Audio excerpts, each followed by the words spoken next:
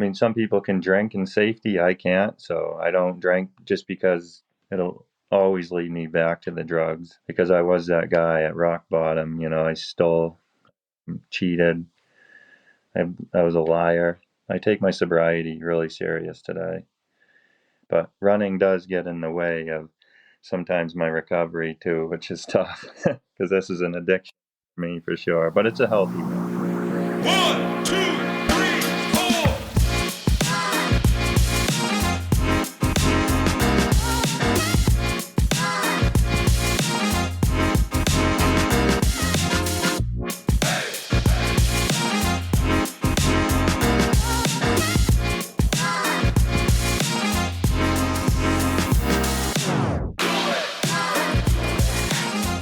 What's up, everybody, and welcome to episode 81 of the On the Runs podcast. We are virtual tonight, back in our home bedroom studios. Unlike last week when we were together in person outside with some amazing people. But Erika, what's going on? How are you? I'm doing just fine, my man. I'm still reeling over how much fun we had last weekend. That was an absolute blast. Oh, that was a ton of fun. That was so much fun. And honestly, how good did it come out? It came out fantastic. I know it was a little iffy. We're like, are you going to hear all the background noise? Like, what's going to happen? But I think it was pretty good. We should do it more often. I was blown away how well it happened. And I said it's our first time live in a parking lot. Not really true. Episode 12 was, but Well, we that were was in in our your my car, truck. yeah. So And we like drove somewhere quiet because they had the landscaping crew I out there. remember and that. Good that was times. so much fun. Yeah. So, hey, do you have heat? I do have heat. Yes, that's what Yes. we were supposed to do some recording last night, but I said, hey, it's really, really cold in my house. We're going to cave, and we had to figure out how to get the heat working again. So it took us most of the night, but our house is nice and toasty, nice and comfortable. No frozen pipes for us. How about you? So what happened? Well, okay. So I had the same problem as you. Mhm. We turned it on, after it's November, you can now turn on your heater. Mm-hmm. And it didn't kick on, and I'm getting text messages from Ashley like the heat's not kicking on, and I'm like, oh God, this is gonna suck. Like I'm gonna Right. have to spend so much money on a service call. And I spent hours at the University of YouTube, and at 11:37 last night, I got the heat to kick on. And I was like, insert Boston Bruins goal song, excited, like, yes! I'm like doing a happy dance, like, What is it that you texted me? You're like, I'm a fucking hero or something. I'm a fucking hero.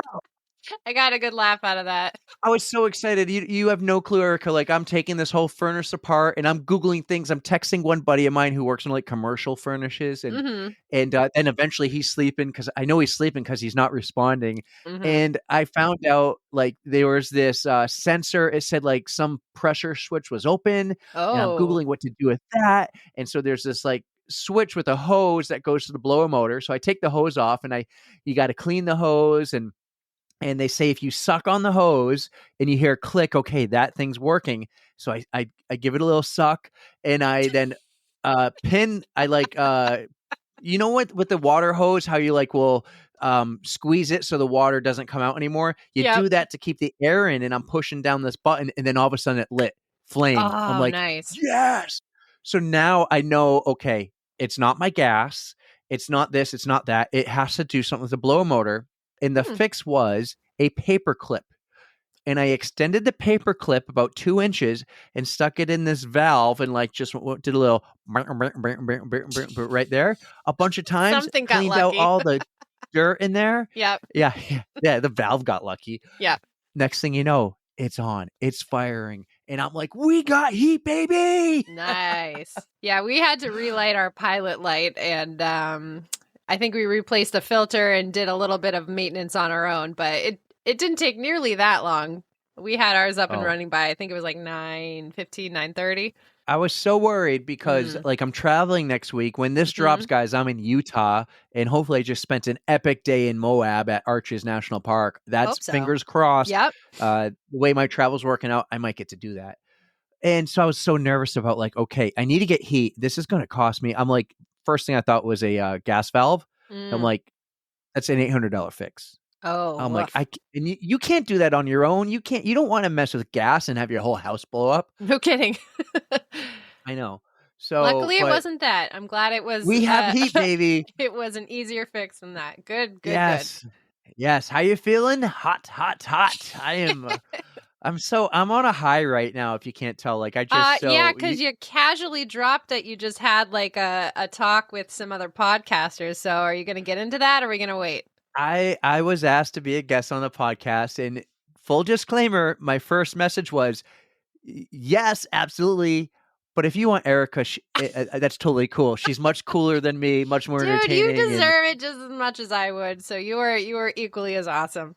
So tell me about it. Yeah, get into it. All right, so our friends who you met at the Loopy Looper, Mhm. Aaron and Mike, Tom and Diane. That's right. They have the Will Run For podcast. They're kind of in the Philadelphia, Maryland area. I learned that because I was like, you guys aren't really close. You're kind of far, and I don't understand how far Philly is from like Baltimore. I don't know. I guess it's less than a 2-hour drive, but Okay. So I got to go on theirs. They have a series called Inside the Runner Studio, and I was one of their Inside the Runner Studio guests. And I don't know when it will drop. I know they did a bunch of them today, and I was the last one. And I do know from listening to their podcast, they like to do it in order. Okay. So like if you went before me, you would drop before me. Okay. And it's typically because Tom will drink sometimes, and it's fun to listen to Tom get drunker in every episode. I knew they were my kind of people. I was so disappointed I didn't get a Buzz Tom. Oh, bummer, I was dude. bummed. I was like, wait, I don't have Buzz Tom. So your dream, we did talk about this. I said, we've talked about how are we going to involve them with our podcast. And I'm like, do we do all 4? Do we have one at a time? Do we do couples? I said, your dream is to do a drunken podcast, and that would be the perfect one. They're game for that. I'm so happy. They're that's totally going to be a game blast. for that. I mean, just a little bit of alcohol like loosens you up. Stuff starts flowing. The fun conversations come out. Like, you get where I'm going with this. It can be a lot of fun.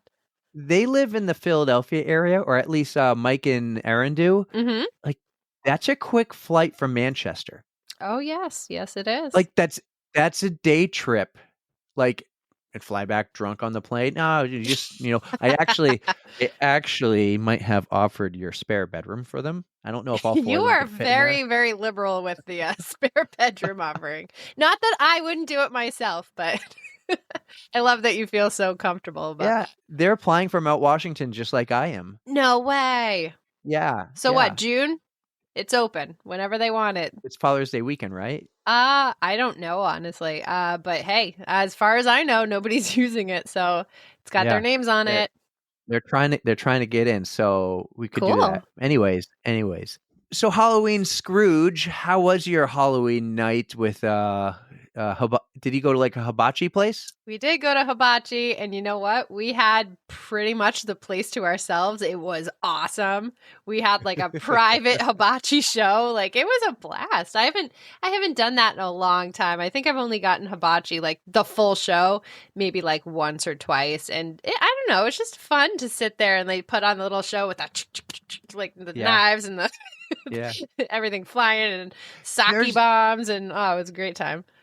There's this hibachi chef who does some trick where he has you throw something at him and he tries to cut it in midair, but he purposely misses and gets his arm, and it looks like the knife goes through his arm, like in all this blood. It's obviously fake, but I saw that video. Yeah. That would freak me out. I think the story behind it is they have a guy go in there who it doesn't actually have an arm, and he has a prosthetic or something like that. It's oh my a fake God. arm, and he does that. Thank God that didn't happen. That would have been a perfect Halloween trick, though, if I do say so myself. But I mean, they did the like bottle of sake, like trying to get it in your mouth, and the zucchini trying to chuck that in your face, and it took me like 4 tries. He just kept throwing it at me. I'm like, but it was a blast. Me and Brandon had a good time. I'm glad you had a good night then, because I had a blast, and I was like, do tell. Yeah, well, no, it's just we go to my parents' house, and they live on a circle of like 20 houses, and it doesn't get super crowded. I mean, it gets crowded, but not like insane.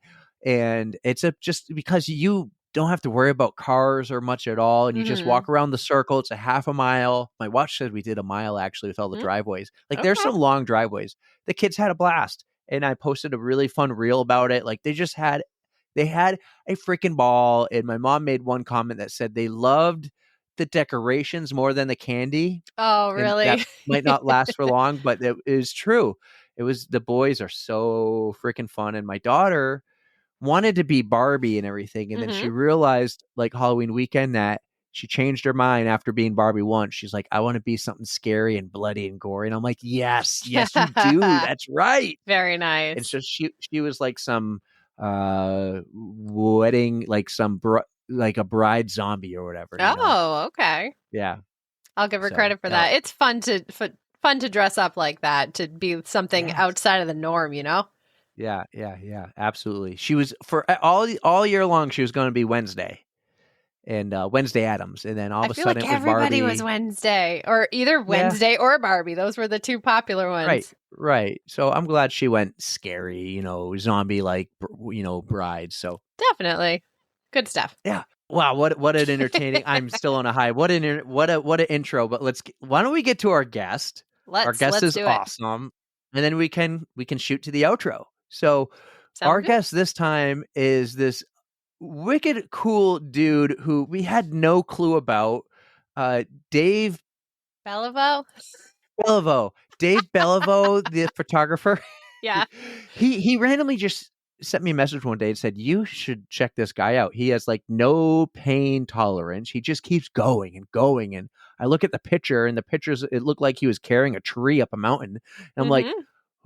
who is this guy? And then I followed him. He followed me. I saw him on Strava. We followed each other back. And eventually I'm just like, dude, I have no clue who you are, but we have a running podcast and we want to talk to you. Yeah, we've got coming up on the pod, we've got Larsen Ojala, and he's got an incredible story. He kind of went from rock bottom to this like amazing trail runner, and his story is just so awesome to hear. So let's get into it, shall we? Guys, enjoy Larsen Ojala. It's a Finnish name, just like me, a fellow Finn. This guy's cool. He's local in New Hampshire. You guys are going to really like him, and you're going to be just blown away by his story. So enjoy Larsen Ojala on the On the Runs podcast. Our next guest on the pod is a record breaker who was once at rock bottom battling drugs and a drinking addiction, and now he gets his high running on mountaintops and crushing FKTs all over New Hampshire. When he's not working or spending time with his family, you might see him running by you on the trails, maybe Mount Monadnock, where he summited that mountain 17 times in 24 hours. That's over 30,000 feet, Erika. That is more than Mount Everest, by the way. Wow. It is our absolute pleasure to welcome Larsen Ojala, a fellow Finn, to the On the Runs podcast. Larsen, what is up? Hey there. Thanks for having me, guys. It's a Larsen, pleasure. that is quite the intro that he just dropped on us. Oh, I man. can't wait to get into that, because that much elevation and it was 24 hours. That sounds like my nightmare. So kudos to you for tackling that. That sounds incredible. Oh, yeah. That was probably the introduction to the ultra scene, I would say. I had a boss who had once held the record of 14 summits. I started training. Well, I can go back. It wasn't quite that, but for that distance, yeah, I started with 17, and I actually got 18 laps this spring. I went back and broke it because I said I was going to on the New Hampshire Chronicle. So No way. Wow, I did a bad job with my homework. I way to missed go, the man. 18 laps, the 18 summits. Oh, Yeah. Eric, shame on me, man. Listen, I'm so excited to have you. I want to tell you how I found you. Is we have a listener of the pod. His name is David Bellevue. Erika, I don't even know if you know this story. Maybe I mentioned it in passing. Well, do tell.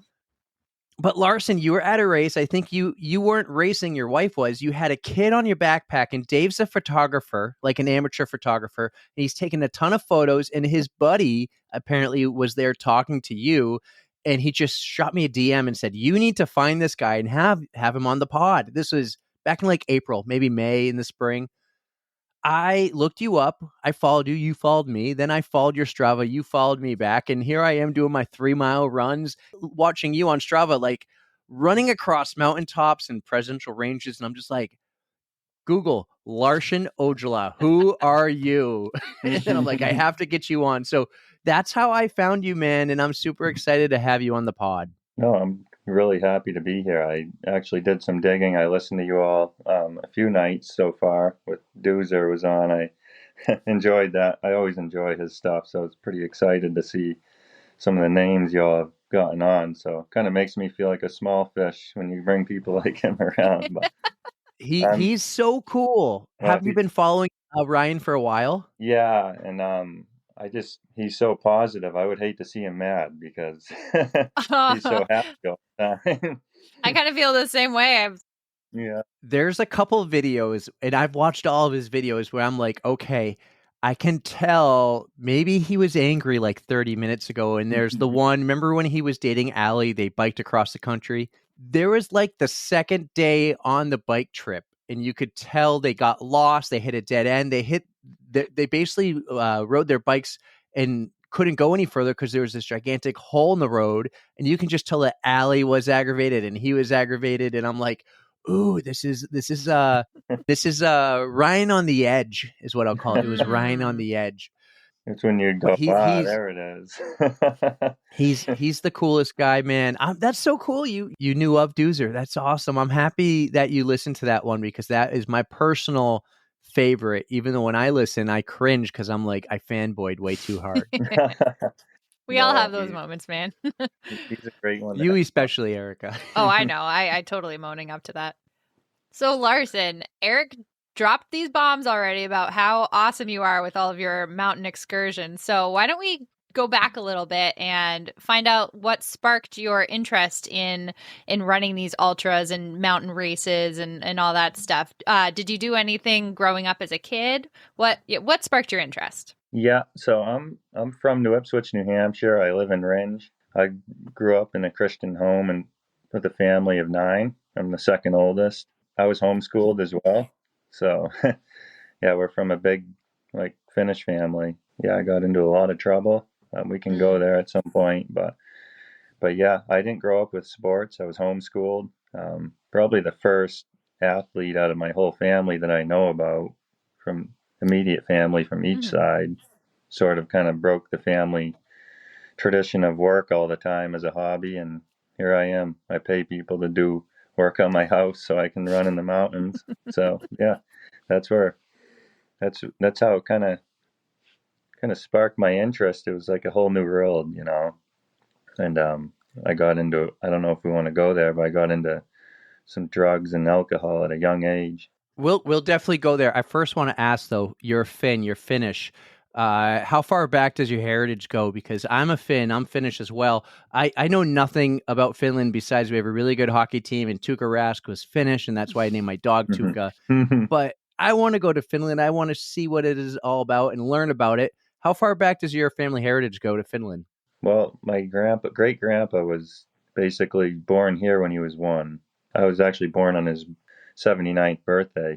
He's gone now, but he was born in Fitchburg, but his dad was from Finland. So my grandmother's from there, or has been there. My dad has, and my uncle has spent time there. So they're very, very proud of the heritage. But they call it the Finnish Sissu, and that's what I guess that's 3 generations back.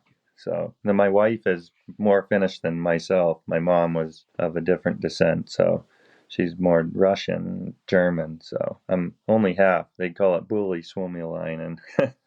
Interesting. So half, and my wife would be 100%. Her mom and dad are both Finnish. So no way. So you kept it in the family. When you met your wife and she was a Finn, we were like, "You're the one." Yeah, we actually grew up across the street from each other. No way. That's awesome. Yeah, I've known her a long time. That's so cool. And your dad, you both have a couple kids, and you still live in New Hampshire today, right? Yeah, we have 3 kids. We live in Rindge. We have 2 boys, and one we recently had a daughter about a year ago. Her birthday was on the 6th of October, so yeah, she's got me hauling her up mountains now, and oh wow, got me wrapped around her finger. It's cool being a girl dad. been enjoying It that. is the coolest. I'm a girl dad. My oldest is a girl. She popped her head in here when we were trying to connect. So Mhm. I have a girl, she's 7. And then I have twin boys who are 2.5. And I love being a boy dad, but there is nothing more special than being a girl dad. And you're going to love that. Eat it up, man. Eat it up. Oh, it's been fun. They love hiking too, so we're blessed there. So far they've enjoyed it. They probably hike 15 miles a week too, so Wow. they actually do quite a bit. So it's a whole family affair, right? Yeah. We're seeing that your wife also does some trail running and obviously hiking with you guys. Yeah, she's fast. She's Cool. good, excelled real quick. Mountains more. She's more of a power hiker than a runner, but kind of like myself. But yeah, she holds the record on Mount Monadnock for women's time up the White Dot Trail, and she won the Wapak race this year. And yeah, if I'm not paying attention, I'd be in trouble on some of our runs together. Something we do here all the time is we jump all over the place. So I just got to know, like, were you both runners before you were dating and married when you're just friends? I know you really weren't because you said you weren't, and you were homeschooled and weren't really into sports. But how did the two of you, maybe I'm going way too far ahead. Am I going way too far ahead No, about how the two of you became runners? Was she one first, or did you find this addiction of running and then she jumped in? we found it together. It's an interesting story, actually. We started geocaching, Oh, and it said fun. Yeah, out I in the remember woods. that. Yeah, it got us out there. And then someone told us about this cave on Mount Monadnock. So we hauled both of our boys up. Or actually, no, it was just Vance. He was the only one we had at the time. And we made it up and we found the cave. And I remember being so proud that we made it up in under an hour on the Cascade Link Pompelli Trail. It was like 3 miles. I just giggle now. The competition didn't take long, and we were sucked into it. Oh, how fast can I go up this thing? And we got into it And so together. that Both started so training. that's how it started. Geocaching got you to become like the king of New Hampshire mountain running and grabbing FKTs just because geocache. I love that. They call me New Hampshire's own psychopath. So I guess that's how like the greats That's like Jack fine. Kenzel and some of them I FKT mean, if you own it, I love it, man. If that's what, yeah, that's guys. fine. I love it. Yeah, I call it the bozo hiker, but they call me the psychopath in New Hampshire. So I think I found. yeah, The bozo. Yeah, I I don't think like the the pressure. episode's going to be called Well, they one of both have those. a nice ring to Yeah, it, so there less you pressure, but go. more performance. So I like to keep the pressure, keep the expectations very low. Well, let's talk about maybe the beginning of your journey. So you're a Gotcha. homeschool that we learned. You didn't do any sports, but at a very young age, I think 13, like as an early teenager, you began drinking and doing drugs. This is in New Hampshire, of course, I Mhm, believe still. mhm. Tell us about maybe your teenage years and what happened and give us that whole story, that journey. Yeah, so um, I started like I never felt like I fit in. I always felt like something was missing. Like I think we all feel like something's missing when we're young, but it made me feel like I was the man. Like it was everything I was missing out on. So alcohol started, and that's basically how I would talk to people. I started with that. I feel extroverted, but I've had trouble like getting along with kids, and boy, that was the secret sauce was the drinking, and it was very reckless. Actually, really escalated from there to a everyday addiction. So yeah, then I started hanging out at the Mhm. skate park, and from a big family, so I sort of slipped through the cracks and got away with quite a bit. I'm guessing because you're the second oldest of 9, your parents are busy, raising much younger kids. You're a teenager. You don't need 24/7 supervision compared to maybe one of your little brothers or sisters who Yeah, might be toddler age and you got to watch everything they put in their mouth. Mhm. exactly. So yeah, it started there, and then the pills came, and I was basically a full blown addict by the age of 15 to prescriptions and different types, whatever I could get my hands on. But the opiates came, and yeah, it went hard for about 6 years. Mhm. About 6 years, I basically did both. I mean, some people can drink in safety. I can't, so I don't drink just because it'll always lead me back to the drugs. So I think I know that. I'm 30 now. It's been 9 years, Mhm. Lord willing, this December. I'll be 9 years sober, clean and sober. And Congratulations. thank you. Yeah.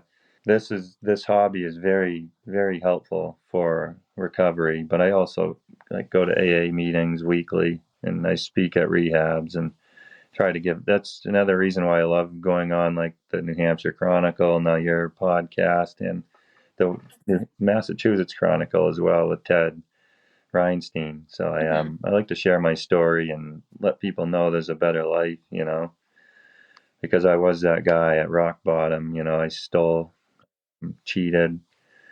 I was a liar. I'm not afraid to talk about this at all.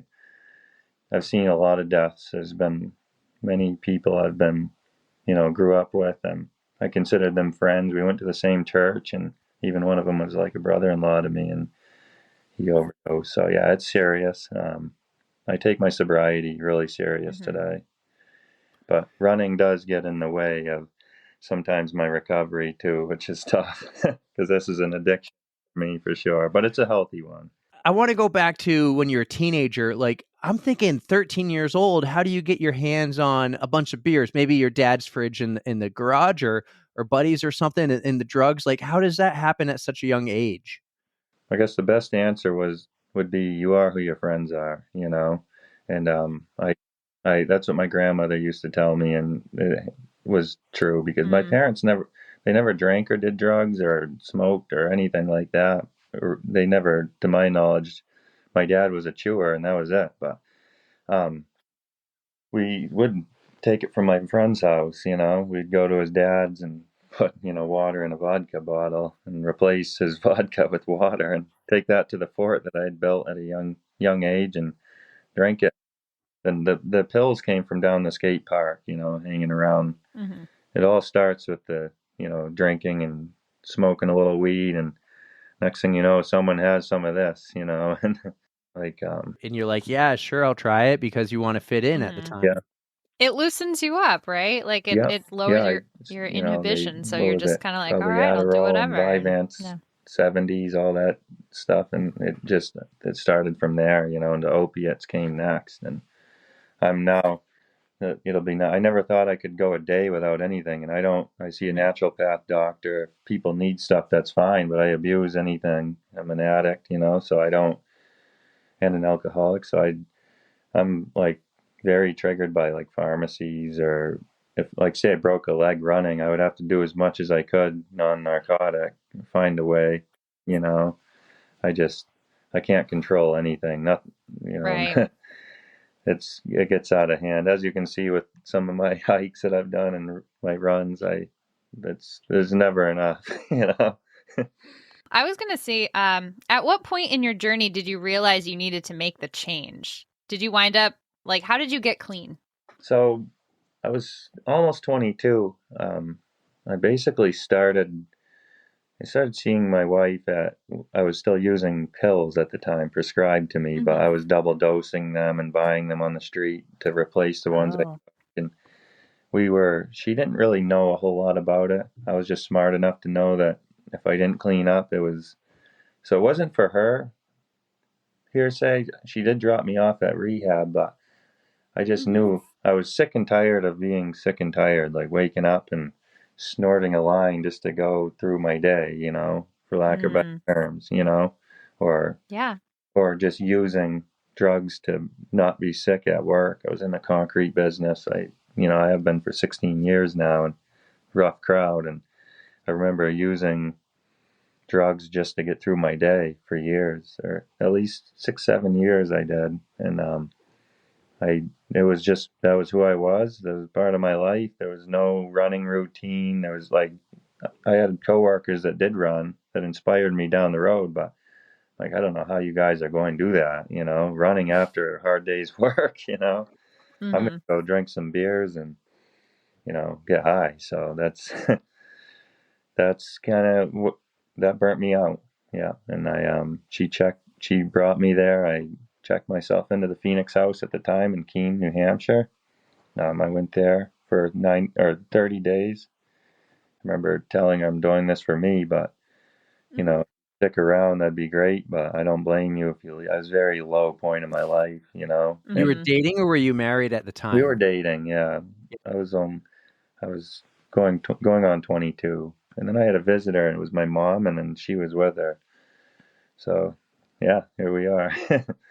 Now she took you to rehab, but were you like, I need to get better, I need to go to rehab? Or was it like an intervention with her and just she says one day, I'm bringing you here and you got to clean up? No, no, it was I broke the news to her that because so see I quit drinking probably like 7 months before the whole Mhm. rehab, and I was saying I was sober, but here Mm. I'm taking all these pills and I was not sober, and so I knew that that was next, but I couldn't do it on my own. I kept trying to cut myself off of these medications, and I just couldn't. You're an addict. You can't give an addict a bottle of prescriptions and say, quit these things one day at a time.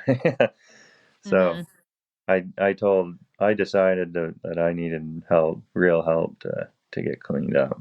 And just so happened that program gave me a fresh start, you know. I think the Phoenix is that's part The like we've Rullet. had another yes, because that's like a national Yeah. thing, right? So there are chapters all over the country. So that's awesome that they were able to help you out as well. Yeah, I think the phoenix, what does that mean? It's a bird that means rises up out of something. Rise from the ashes, Yeah. yeah. That's right. Mhm. Yeah, So, you mentioned you went back and listened to a few episodes, and Doozer was one of them. I don't know if you went back and listened to the Rullet, and he was back in like April, just before the Boston Marathon. The episode number escapes me, 50 something, and then Maurice, the panda, who hmm, had his story about drug addiction and drinking and jail and you name it, he did it. And so we had them on, and but the guy from April, his name is Rory, and he calls himself the running mullet. He credits the Phoenix immensely for his Mhm. recovery, They and helped he's him a still great deal. yeah, he's still very active with him. He does these Phoenix huh, runs, group runs at the Boston Marathon. He just ran Chicago, and I'm sure he did some stuff with the Phoenix out there. So the Phoenix is it's pretty big. It's national, and it's mhm. extremely amazing the help it's done for everyone, yourself included. Wow. So yeah, I think I did.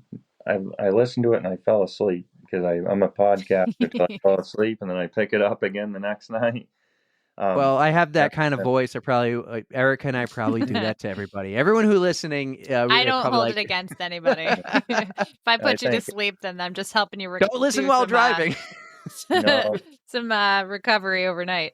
no, y'all's podcast is probably one of the more laid back, relaxed ones with still useful information. So it's not uptight to where it's. So yeah, I would be proud because some of I them Thank love are. that. you. Thank you. I listen to Coops quite a bit, and some of that nutrition stuff just kind of loses me after a little while. But I mean, it's important. But Mhm. at the end of the day, it's still just a hobby for me. I'm not looking to be the best. I just want to be the best that I can be, and not burn myself Good. out in the process. You know.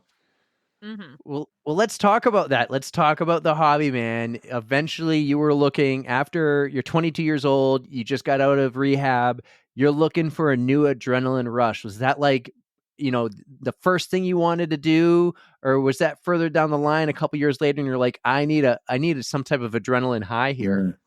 So I've always been kind of a loose cannon for adrenaline.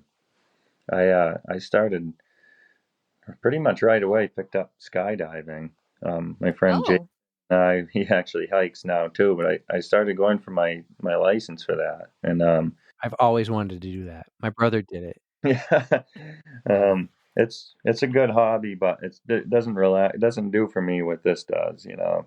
hmm. And some videographer actually hit the ground with a malfunction, and it kind of scared me away. And I stopped going, and it didn't take what I think it was a couple of years.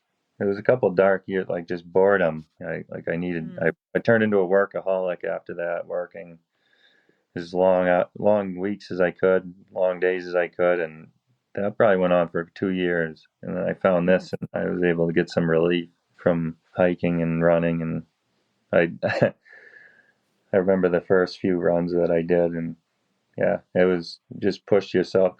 I injured myself many times. Let's just say that, getting to where I am Oh, now. so you were going a little bit too hard. You were just trying to just get out there and go. And so you Yeah, weren't taking care of your body like no, the way you should and just doing too way much. too hard. Yeah, running Mm. in sevens right off, and Oh, I, wow. and just yeah, and I got tendonitis in my ankle, and that put me back out, and I was going crazy. Hmm. Now, if I get injured, even to this day, if I can't exercise or if I don't, let's say, I can't Hmm. even sleep more than 2 hours at night. I'm up pacing around, and so I have a kind of an unhealthy relationship with it. But like Eric said, it went from 22 years old, all that, and about 26 I started this stuff, and yeah, it kind of took over my life. Let's say I have to Hmm. force myself to take a day off now. I feel guilty if I don't. So Yeah. What's your day to day then? Like you go to work, you work in concrete. I don't know if you sell it or if you lay it, whatever you do. Mhm. But when you get out of work, like is that when you're going for a run, or are you doing this in the morning? Are you trying to find time after you see the kids and everything? How do you fit it in? Because you're like, if I don't do it, I'm up all night. Yeah. So yeah, my days are sporadic. Concrete is my coach. I don't have pretty much. There's no time in my schedule for a real coach to give me any sort of like training program. It Hmm. depends on like how early I get concrete that day or how big of a slab it is. I place and finish. We pour concrete and do form work. So that dictates my schedule, and I never know when I'm going to be home, pretty much. And so when I Mm. get home, we have to make it work. I have a stairmaster Yeah. now, so I train on that. And sometimes what I'll do is I'll take like my daughter, my kids outside, and it's in my garage, and I'll put a weighted vest on, and I'll do a workout on there while my wife's gone to Monadnock to do a run, and we just make it work. It works pretty good, but definitely don't see each other a whole lot some weeks, and it Hmm. takes a toll, I think, in a way, when we're both training for something bigger and we're putting out, 12 to 30 hours a week of training. It can take its toll on your relationship and probably the family if you can't do it all the time. You have to take little breaks and Right. That adds up really fast. Like you have a full-time job and then that amount of training, what time Yeah. is left? You're supposed to be sleeping at that time and then you got to have family time and it's Yeah. the balance is hard. I totally get it. And you're juggling. You're juggling with Hmm. the kids. It's like who's going to take the kids here and there. And when you have multiple kids, it's not like they're all doing the same sport at the same time or whatever in life they're doing. I'm going through the same thing right now, juggling and trying to find a time to get it in. That's why I wanted to know that question because your wife is very involved too. That's awesome. yeah, that works out. It's probably the only way it would probably work. If we, it's just great to see that we both do. I have some friends and their wives aren't so involved, and so I mean, that's no problem, but it does make it harder for them to do what I do. Absolutely. So a question I had about your wife for later on, but I'll ask it now is Hmm. I was going to say, do you ever run together and train together, or do you like decide to try to get an FKT together? Are Hmm. you ever do so? But it sounds like maybe you're not doing it together. You just both love the same sport. Do you ever get to do this together and enjoy your time on the trail? I know maybe you throw the babies on the back. Yeah, that's the one time we can is if we carry them and or if they hike. My oldest can hike quite a ways now, so we'll bring him with. But no, we don't. It's like if we can get together up in the whites without our kids, it's a luxury. Like she actually has paced me on like let's say the 70-mile Lodge to Dodge. We had a babysitter. One of my coworkers, his wives watched him, so she paced me through the presidentials through the night in the rain. And Mm. she was pregnant at the time with our daughter, and Oh, wow. yeah, so like we have those memories. She's come to Monadnock when I did 17 laps, and when I went back for 18 laps, she was there on both of those. So we've had my sisters watch the kids, but we definitely don't like train together on a weekly basis. The last time she came out was on the double presidential traverse. It's always in like something big going on when we do actually spend time together. We probably should do a little bit more together like that, but that just doesn't happen as much. I should say. Maybe one day we'll have like a special series on the where we have the couples, the married couples or the running couples on together at the same time, and that can be like a special time that you two can get together. But we'll be here in the background on the pod and listen to the conversation and talk to you guys. It'll be a lot of fun. Let's do it. You mentioned the Prezzies. I love Mount Washington and that whole area. Erika and I are both in New Hampshire. I don't even know if we told you that. Yeah, Goffstown, right? Or Erika, Goffstown. That's where I grew up. Yeah, I'm in Nashua now, so not too far, but. And I live in Manch, but I'm not a city guy. I grew up in Sandown, but I go camping as much as I can up in the White Mountains, typically at Dolly Cop. I'm sure you know where Dolly Cop is. Yeah. Just north of the auto road. So yeah. I've hiked Mount Washington, God, close to 20 times, but I've never done the Prezzies. I've never done it. I want to do it. It's a bucket list. I keep talking about it, but you ran the Prezzies down and back. You have the FKT for the double traverse. You did it in 10 hours, 39 minutes, and 31 seconds just a couple months ago, right? Just back in August? Yeah, I think I still have it. I haven't checked recently. I don't really look back, but I know there was someone that went out for it right after I did. I must have inspired them, and they actually had some issues on the way back. But I believe the last time I knew I still had it. So when you did that, did you go north to south to north, or did you go south, north, south? Like, did you start up at? You start at Crawford Notch. Everyone starts there. That way, it's actually, I think it's harder to go north first and then come back up the valley way to the hut. Is a lot more of a climb back up out of there to the ridge again. So, yeah, I think it would be cheating to go the other way because the Crawford path is so much easier to turn around and go back up to Washington that way. But yeah, that was my second double Prezi. I did one back in. It wasn't even my plan to get the FKT until I hit Madison again. I went out last summer. My friend Steve Mason actually kind of inspired me to go out and see what I could do, and I did it in 13 hours. And I had some issues coming back that day. I was puking all over the rocks and oh no, dehydrated. Pushed it hard, and I said, well, I'll go for 12 hours this time. And I got to the other side still feeling the power at 5:09, I think, and I turned around and all I wanted was a shot. I didn't really go out thinking I was going to get it or hearsay. So for somebody who living in New Hampshire, I really don't get up to the mountains very often. So shame on you.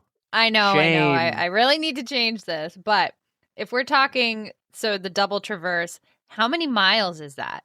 Like that's the only way I can wrap my head around it. It's like what kind of elevation are you doing? Like, well, I know they're 4,000 footers, yeah. Yeah. So I just need a little more details so I can actually picture what you're doing, because I know it's insane, but just need a little bit more. Yeah, that one, the double Prezi is actually it's 38 miles with 16,600 feet about of elevation gain. So that has a very tight ratio as far as vert to mileage goes. So that's incredible.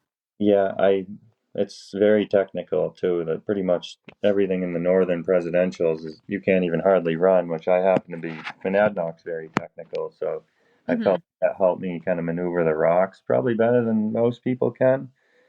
And then it's very runnable. I feel the southern presidentials are very runnable compared to the northern. So a lot of people, they go for the FKT, they get to Washington technically halfway through the first traverse, and it's easy, and then the whole northern side is technical and rocks and steep, and that's when they kind of get slapped in the face. But so what do you do? What do you carry for gear? Like, do you wear hiking boots or just like a trail shoe, or do you use poles? I'm just kind of interested in that too.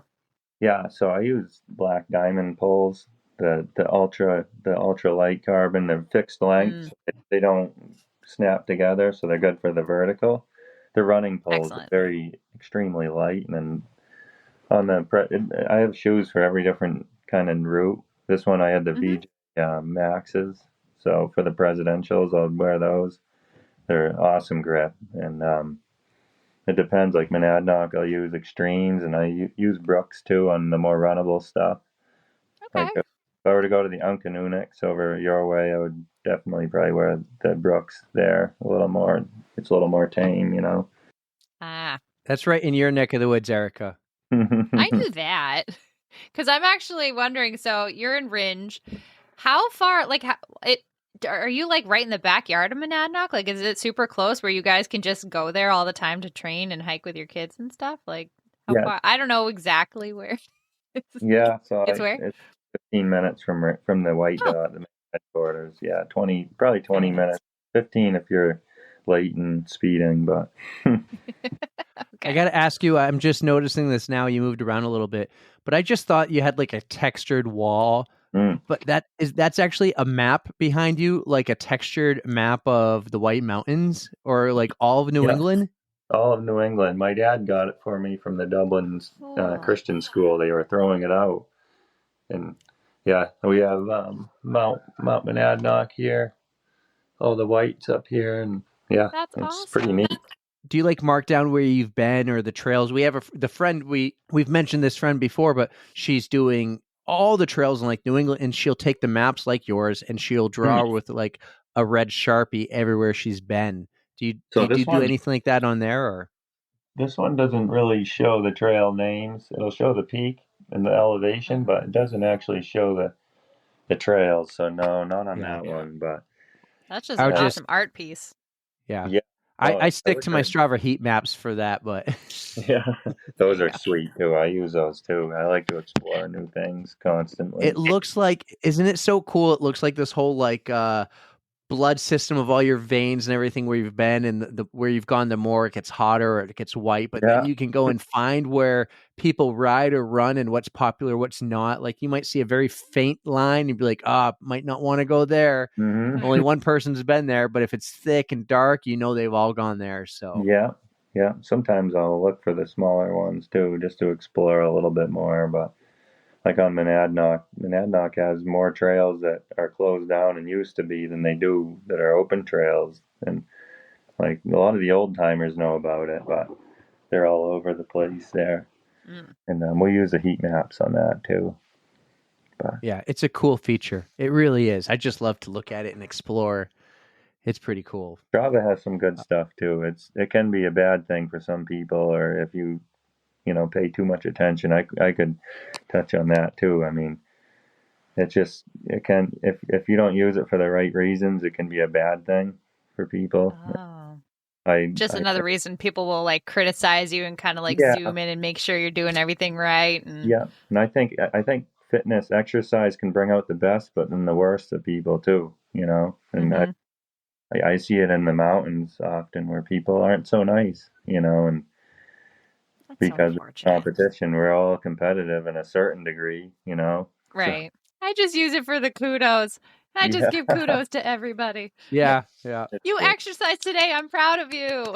no, that's the attitude. That's the kind I'm trying to adopt that too, because you get held to a higher standard, and like I said, I don't like the pressure, and it It's a almost lot. It weighs on you. it does, and I feel like I've Yeah. alienated myself in the past few years actually, where nobody really does the Whites 100 or some of these different routes Hmm. like I have, and I mean, if there was someone to join me, that'd be great, but it's Hmm. it's just the way it is. So some of your FKTs say they're supported, some of them say they're self-supported. We've had on people before that told us about it, but just remind me a little bit. So what's a supported FKT versus a self? A self is just you all on your own, but supported, was that someone's there to watch you and make sure you do it, or are they like handing you water or meeting you somewhere to help out? Or are they running along with you? What does it mean by a supported FKT? So that's where you got to be careful, because even if you have a dog can be a supported FKT, and a supported is anything there that not everybody's available. So say you have someone giving you water, or like my Monadnock thing would be supported because I had pacers for some of the laps, or Hmm. someone comes out and runs with you, that that's not part of the record. That's a supported FKT. Or self-supported is, say, I leave a cooler halfway from Monadnock to Mount Sunapee and I were to go run that, and that's because And then there is unsupported too, right? Yeah. Is that just you with a pack and you're on your Yeah. own? Yeah, you with a pack, water from natural resources. You can't leave water for that. You would have to take it out of a stream or filter, which I know a lot of people who do it that way. It's easier in a way because you don't have to line up pacers and all the other stuff. You just fill your pack and you go, but True. you're alone too, so you're not sharing your adventure with anybody in person. I could see there are some benefits where if you're just like, I feel like going to do this today, but then it does get kind of lonely. And if you do manage to do it, you have nobody to celebrate with. Like, it's got its ups and downs, but No, it does. I would like to try some unsupported stuff someday, where I think just to see if I'm mentally strong enough and how maybe I would excel in that area a little bit more. I just do it supported because I don't really care. However it lands, if someone wants to come out, yeah, you can come out and run with me. I'll take it. I want to see an unsupported 24 summits in 24 hours up Mount Monadnock. Yeah, fun. Yikes. 1 hour. Is that doable? Like, I want to know what is the mileage of you said it was a white dot trail. Like, what is the mileage for that? Like, it's not knowing mountains. I don't know, like, how even long it is, but if you can get 18 of them, is 24 possible? That just seems like crazy to me. It's 1.9 miles each way, so you're looking at roughly 3.8 miles a trip. So, like, my 18 was 67 miles with 34,000 feet. 24 would be a stretch for me.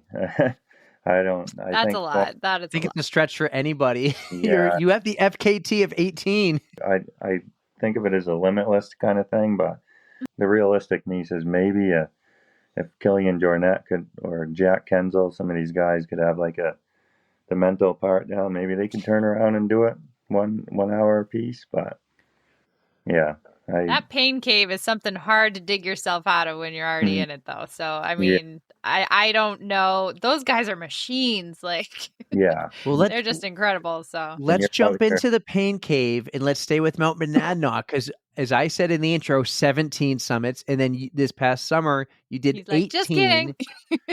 That's awesome. That's incredible. Let's jump into it. Mount Monadnock, in basically your backyard, you went and did it 18 times in 24 hours, over 34,000 feet of vert, you said, right? 34? Yeah. Wild. How does that day begin? How do you begin that day? Do you start early in the morning? Do you start at night? How do you prep for that? How do you decide, hey, honey, I'm going to go and for 24 hours going to hike Mount Monadnock?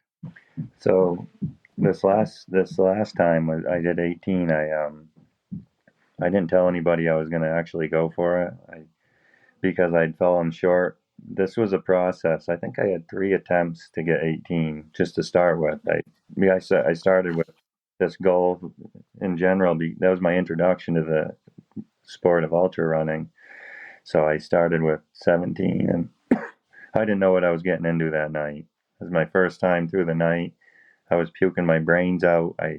This was when I did 17 and broke Gary's record of 16. I think I had 3 gummy bears from lap 10 or 11 to 17, and just seltzer waters and Cokes. I just got it right out. I had too much pride to give up, and I had people supporting me, which this last time went really well. I felt like I didn't need the support like I did before, not quite as much. I remember being very thankful that it was there. But so to back up, after 17, I went back. I think it was last October or the year before. I went back for another attempt, and I set a goal of 19 summits, and I ended up getting really sick by lap 11. I was way ahead. I was on schedule for 19, but lap 11, it wasn't happening anymore, and I was puking again, and it just kind of defeated me. So I've had a lot of failures too. I recently went out. I'll tell you a little bit later about my latest project that I have that didn't go so well. But Mm-hmm. so just never give up. I don't think anybody should give up on any goal, until they're done with it. It's not. I don't believe in that. So it's all a learning experience, right? So what did you take away from your first failure? Like, what did you try to tweak on your next attempt for it? Whether it So be nutrition or anything. it was nutrition, and I think I gained a lot of fitness, and I did a better training block with the stairmaster Mm. from on the 18. In between then, I had done the triple Pemi, the White Mountains 100, the Lodge to Dodge 70 miler, all these big routes in the White Mountains. So I basically put the Monadnock thing to rest for a year or two and Mm-hmm. just focused on these. I've done a few other 100-miler routes, from, let's see, Brattleboro, Monostoquay Trail to Monadnock to Sunapee. So I had a lot of night training on all these other Mm. routes. Sunapee, Ragged, Kearsarge, you name it. I kind of made a list of goals that I've been chipping away at. Um, Yeah. so that's probably what I gained. I learned my nutrition on all these other things that didn't really have a time crunch. 24 hours True. goes by quick, versus Mm-hmm. the 30-hour mountain run. And I discovered the Morton gels, which worked really well, and the bacon, and all this nutrition is key, and being able to Yes. stay for a long period of time, you know. So that's probably what it was for the most part. Better training, more experience. This is my fifth Excellent. year in this, maybe fourth year. All right, one more thing I have to know. So if you're Mhm. doing all these technical trails at night, obviously nobody else is out there. It's going to be pitch dark. What do you use for a headlamp? Do you use like the super bright like waist lamps? Or, like, I need a good one. So I'm really looking for Mhm. recommendations here. If I were you, I would buy the Ultra Aspire multi-sport headlamp. That'll last you all night. If you have, say a summer night where it's only dark for 6-7 hours instead of Hmm. 12. Um, get those. I would get that. That way you could put it on your head and your waist, whatever. Oh, I have awesome. two of them. I use those the most because they're reliable. I've had headlamps that die out in the middle of the night. Right. That's always my thing. I am a klutz and I just trip over everything. So I need something bright and I guess closer to the ground so I could see roots and rocks better. So Mm-hmm. see, You this Yeah. is fall this in is the the middle of the key. day. What are you talking about? You fall when the sun is at its highest and brightest. I fall all the time. So I do not discriminate against day or night. Stop making excuses and saying it's the light. Actually, when she asked a question about gear, it made me think of this one. How often do you go through your shoes? I think I've burned through 3 pairs this year on just this summer. On my 24-hour. The rocks on Monadnock and the Presidential Range, and even some in the Pemi Loop are really rough, and they chew through your rubber quick. Because the softer the Mm, rubber, the more grip you have. So the shoes I have good grip, but they go quick. that makes $170. sense.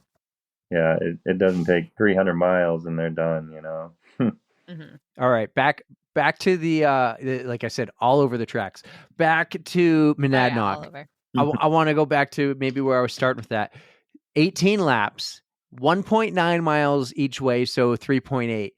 Are you clicking off, summits pretty quickly early, and then is it taking you longer, or how are you pacing this? Are you like, okay, I want to do one every 40 minutes or hour and 20 minutes? What is it? How do you game plan for it? When you do go in with a plan, I know you said one of them, you weren't planning on it, and then you just happen to get it.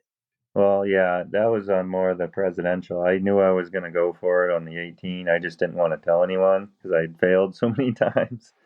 So I ended up sending out a text to my wife and one of my other good friends, Travis. And I said, and maybe his brother Walter as well. I said, hey, listen, these are my wife's brothers. And I kind of got him into the sport. I said, hey, I'm at lap 9. I'm going to go for it. And they knew right away what I was talking about. So they were out there. They came out for each of them shared some laps with me from 9 on. So I did it 1 to 9 self-supported and then fully supported from 9 to maybe I did 13 and 14 with my friend Tyler Sepala, and one was by myself, the 14th. Yeah, so I had my nutrition. I knew what I had to do. No, I didn't have any. My pace was the same all day and all night. I know the trail so well from many different 50, 60, 30, 40 milers on there, repeats, just racking off laps to train.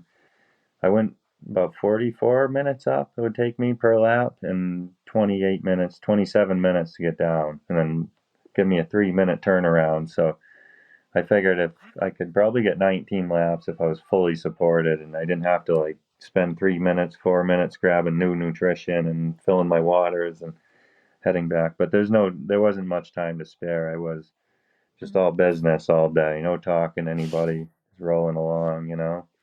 So when you summit and when you hit the bottom, there's no wasting time. You're just like in No the taking zone. pictures. Yeah. Yeah, You're not like, okay, I did that in 46 minutes. I have an extra minute to rest here. You just for go. example, the first time I actually pushed it and timed myself up the Monadnock, it was 43 minutes up. So I'm doing these 18 laps at, my original first best that I actually timed. So the average person probably does it in maybe 50 minutes.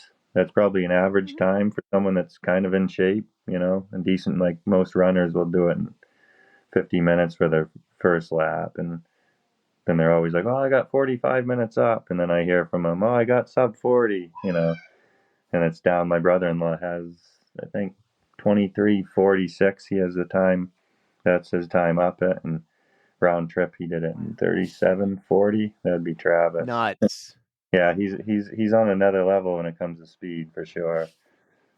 And so you got your brother-in-laws into this crazy sport of running up mountains and doing these crazy FKT attempts and maybe even ultras. Like, and you guys just all like, you're freaking legit. You guys are fast. Yeah. Insane. You're Psychopath. What did they call you? New Hampshire Psychopath? Yeah, they call me New Hampshire Psychopath, but yeah, they know us as the Monadnock boys. The Monadnock. I like that. Monadnock boys.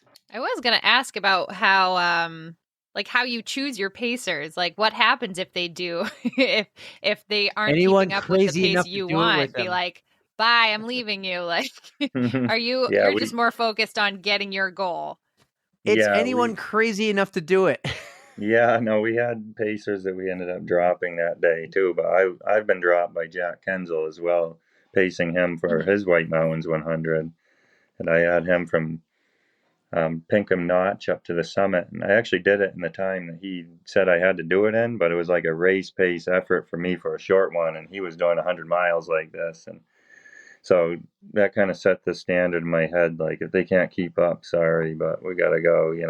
I feel like that's something you understand. Like if you're a pacer and you can't keep up, maybe it's not your thing. Like you have to be like, all right, this is for you, not for me. I'm going to step aside. Good luck. Yeah, they have to know that up to a point. Mm-hmm. All of your really awesome mountain loops and races and stuff, those equate to ultras.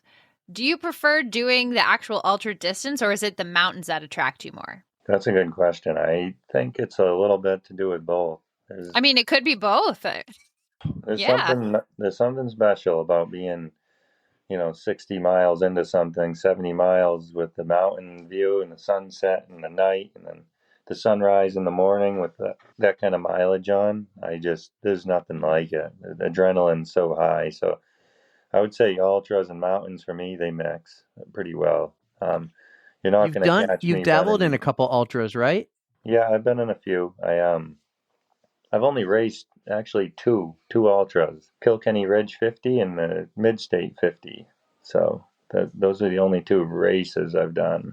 The rest are all routes and the FKT routes. With those, do you have to do your own navigating for them? Because we just had Maurice. He just he attempted to do the Mid-State 100, so he was going big, and I think he mentioned he got lost a couple times. Like, are you responsible for your own navigating, or is the trail like supposed to be well marked and it just isn't? And I don't know, what's the trick to those?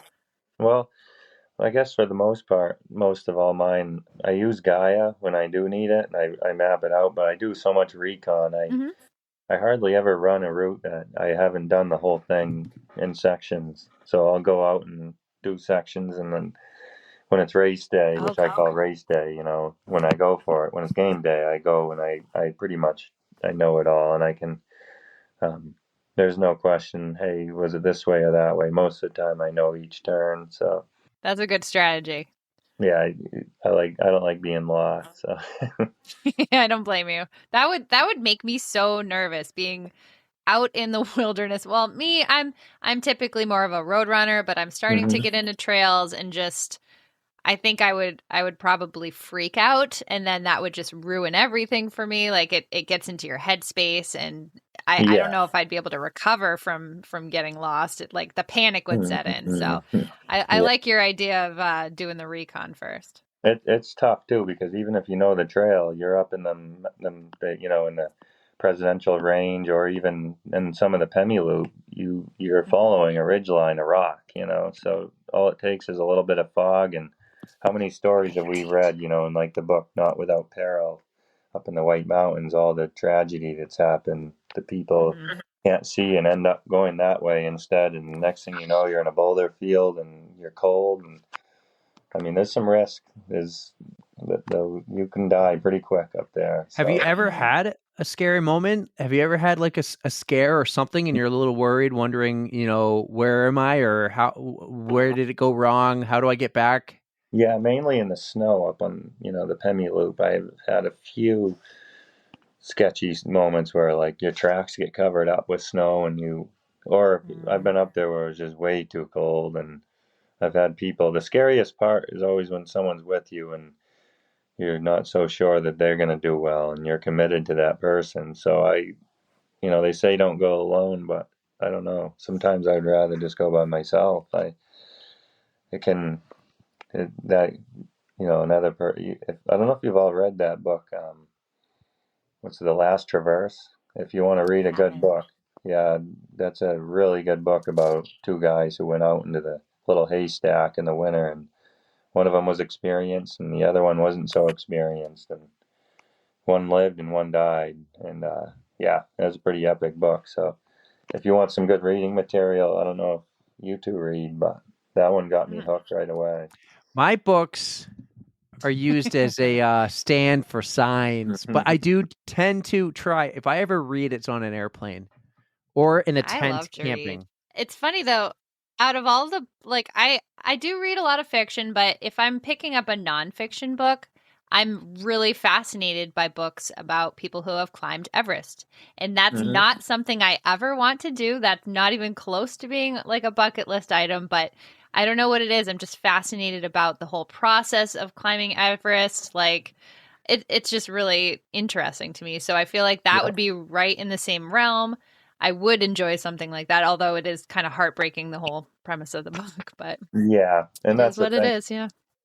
There's the White Mountains have the worst weather in the world, and I tell people in Colorado, they're like, Well, those yeah. are just molehills, and they make these comments, and it, Yeah. that's just a good way to get killed going up there with that attitude in the wrong weather, Oh, you know. yeah.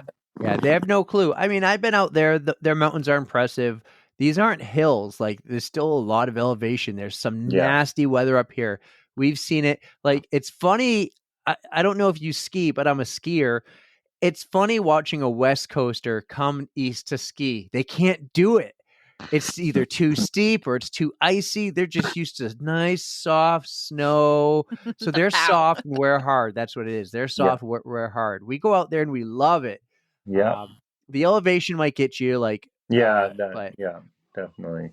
So that's the thing is that these trails out here, especially in the White Mountains, there's nothing like it. There's Like I would say that White Mountains 100 route compared to Hard Rock would be much harder. It's got the same, maybe a little more elevation gain in it, and it's just the technical. You're dropping 3 foot drops all day, and if you put people on Oof. the Whites 100 versus that, I've been on some of the Hard Rock course, and there's nothing like it. It'd be awesome to make it a race someday, just to attract more You're yeah, making it seem like more it people. is. Like I was ready to go Google that, but yeah. No, it it's is. not Erica, something I could handle. maybe Yeah. you could be the race director, Erica. Oh, Set it man. up, make it happen. So Nope. Christina Nope. I'm Polsick not. from White Mountain Endurance. She tried to make it a race, and there's still some old timers in there that in the Park Service they won't let them make a race out Oh. of it yet. The liability just I can only imagine. It just I want Yeah. nothing. I don't want to be responsible. Nope, not doing it. Have you ever thought about doing shorter races? I'm not saying like a five, like I don't know. Have you ever done a 5K? Have you ever done a marathon? But I was really thinking like the Mount Washington Auto Road race, or like there's in Colorado they have the Pikes Peak race. Have you ever thought of going outside of New Hampshire? Is there a race out there you want to do that's on your bucket list, or not a race so much, but a trail you want to go run just to see it and experience it? I would say, yeah, I'm so focused on these, a few of these upcoming things that probably not at the moment. Um, I do, I have done a 5K like around here, with the stroller and the boys. We go and we run it, and we've done that. But as far as like short, like the Pikes Peak would interest me, but it's not really my cup of tea at that distance, and I don't foresee it have that. Maybe I can see myself not wanting to do 300 milers a year at some point and do something maybe a little shorter and train, maybe so I don't have to be training at this level all the time or whatever. I do have some pretty hefty goals still in front of me, so I'm trying to get these done before I focus on those. But yeah, they would interest me, I would say, like something of that distance. But I kind of, what was that one out in Lake Tahoe area there? The 200, the Tahoe 200. Not Western states. That's No, California, right? Okay. yeah, no. Yeah, I Is only it know some of the big ones because. So the Tahoe one, that's the Rim Trail. Yeah, You're yeah. thinking about the Rim Trail endurance race. Yeah. No, there was a shorter one too Oh. there. Yeah, I forget which one. It might be on the Rim Trail, yeah. But You know who else has done the Rim Trail? Ryan Van Duzer. oh yeah, Of course, He I gotta yeah. look he it up. biked the Rim Trail. He has a video of him biking it out there. Well, you mentioned you have goals and you have things in mind. What is next? So you still want to talk about the Pemi Loop, the triple Pemi, but what is next? What are your goals since we were talking about that? So I went out about a month ago to attempt the Appalachian Trail in a single push from Maine to Vermont border. So Okay. the book says it's 161 miles with about 53,000 feet of vert. I attempted I attempted to do it about a month ago in some extreme heat. We hit that heat wave, and it chewed me up by about mile 40. I was shot. I couldn't even make it up a little hill, and so that kind of left me in a funk. So that's I'm gonna have to go back for it.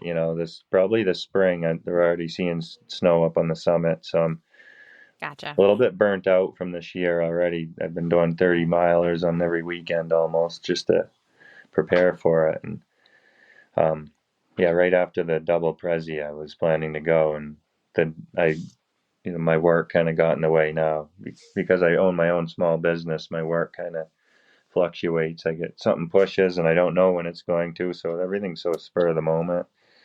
So that's next, and I got to be careful what I say on here because when I say it, I have to go out and do it because I said it. But Just I'll don't tell give you- yourself a time frame, though. We won't hold you to it.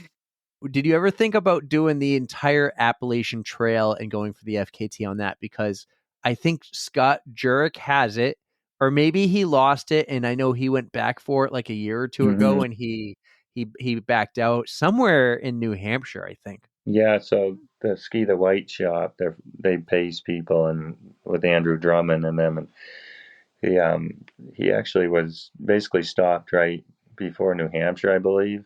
His leg was messed up, so they had him in the shop. They're actually good friends, and he had it once upon a time, but it's been broken by a few people since. And yeah, that would interest me. I would like to do it. I would like to do it even if it was just 60 days and I ran X amount of miles a day. But I've been looking at vans and dreaming about maybe Yes, trying that. yes. You know, I'm Get not Ryan to sure. come and join you and put the whole thing on YouTube, man. That would be so Yeah, sick. I'll just have to hide my steak and bacon from him. That is true. That is true. Yeah. But no, he would be a gem to have. Boy, the energy he would bring would be awesome. Well, he joined Scott for the one that he failed in Maine just before New Hampshire. He joined him for a little bit, a couple days, and maybe it was the beginning and Scott was going to Yeah, continue but didn't. It's all on YouTube. It's great. It's great yeah. stuff. I actually seen some of that video by the hiking Viking, I believe, Yes. with Boozer Erika, in this guy, there. the hiking Viking. Oh, we I should talk to him love one day. that You need to name. get It him is on there. awesome. Yeah, he's done some I'm writing it down. adventures. Yeah, the Yeah. hiking No, Viking. Look him up. he looks so cool. I have seen him in Big burly Ryan's had him guy, on since then too. He's stout looking as well. Yeah, no, it is exactly how you're going to picture it in your head, Erika. It really is. So, I'm picturing legit Viking, so Yeah, he looks pretty am I much right? like that. Yeah, big Okay, good. beard. That's awesome. the one I saved for last is the Pemi Loop. So I told you earlier the Prezi Traverse is a bucket list of mine. And then after that, it's the Pemi Loop. Some Mhm. people try to do the Pemi Loop just under 24 hours. You know, my buddy Jay, our friend Jay Erika, I think he did it in like 14, right? And that's at his hiking pace. Mhm. Larsen, you did the triple Pemi in one day, 8 hours and 13 minutes and 27 seconds. If I want to be precise there. Mhm. Holy shit, man. The triple Pemi, you did it 3 times. This is psychotic.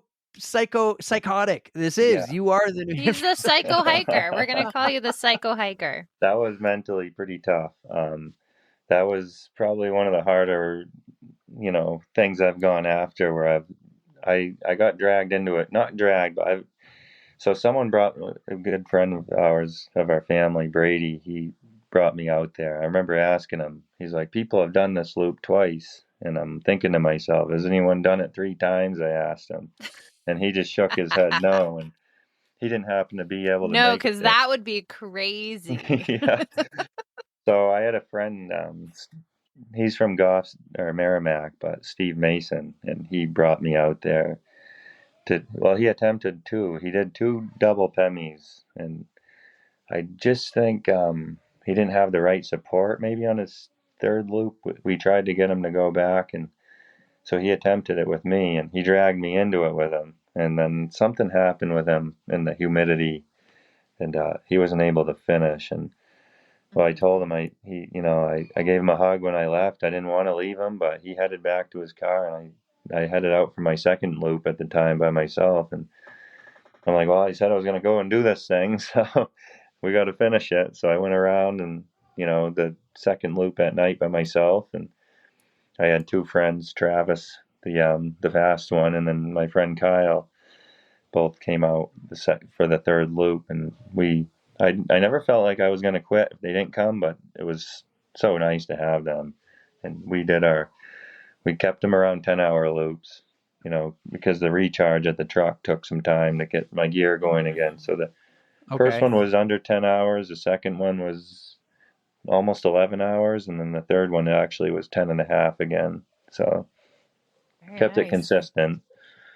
But yeah. It's nuts, insane. And then when you get to the bottom, you have to run all the way back to Lincoln, where it's like Mhm. Franconia Falls. You can't just continue there. You got to run down and then turn around and come back, right? Yeah, all the way to my truck, yeah, to my cooler, So this recharge. this trail is about 29 miles and over 9,000 feet of vert every time. This is insane. You did the triple Pemi. You're the only one, it says right now, too. So that is insane. Yeah, I'm kind of wondering if anybody will go out for a triple again. I always joke. It sounds cool, triple Pemi. So we say it as a joke while we're out running. But I've done about 7 Pemi loops now. I just did one a few weeks back. I went for a PR on it one time, and I just called it one and done on my Strava instead of 3. It was one. One and done. Oh my god. Oh, But my yeah, legs are tired just listening to you. We had we had Patrick Karen on a while back, and he used Yep. to have the FKT for the single Pemi. Sub He's 6. going back for it. That's the plan. Oh, wow. So He's a Who perfect we'll broke one have his because record? there's a lot of runnable stuff, and he is so fast on that. I think he'll get it. he's fast. He's there's a lot of runnable stuff or smoother runnable stuff where he'll sail like a ship on the ocean on through there, you know.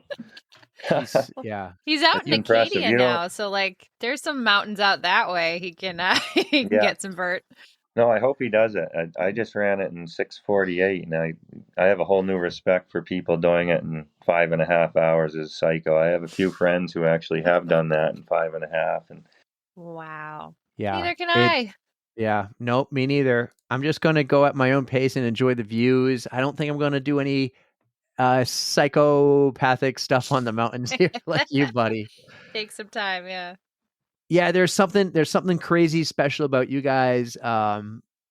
Insane, the pain cave, the levels you can go, you can push your body mentally, physically in just like an hour. No, not an hour. One day in 8 hours of just nonstop on the Pemi, or 18 That's a lot. summits up Mount Monadnock. Erica's crying here. Erica, I'm so proud of you guys. You did so awesome. it's because it was all buffery. It looked like you were crying. No, I yawned. It's not your fault, it's mine.